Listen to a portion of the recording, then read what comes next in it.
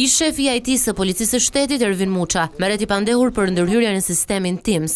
Ka qenë prokuroria e kryeqytetit që regjistroi procedimin penal në shtator të 2 viteve më parë, ndërsa Muça u hetua me mas arresti në shtëpi.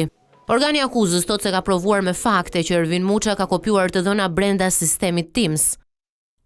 Vërtetohet qartësisht lidhja midis pajisjes hard disk të sekuestruar me kompjuterin e identifikuar të lidhur me serverat. Lidhja e realizuar për të mundësuar kryerjen e një procesi backup manual, duke eksportuar të dhëna në hard disk. Proces i cili nuk kapse të kryet, pasi vetë sistemi automatikisht bën 2 backupe, por më tepër në pajisjen hard disk të sekuestruar evidentohen gjurmë të procesit të backupit.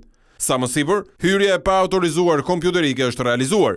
Pas hapjes së portave USB, procesi i backup ka filluar, vijuar, por nuk është përfunduar plotësisht.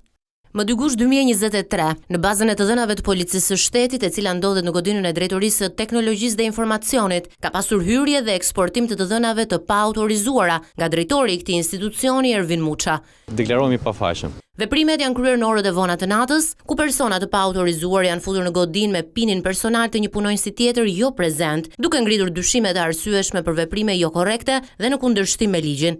Për këto arsye, paralelisht është regjistruar një tjetër procedim penal për shpërdorim detyre për të hetuar dhe rolin e personave të tjerë që mund të jenë të përfshirë në këtë vepër penale.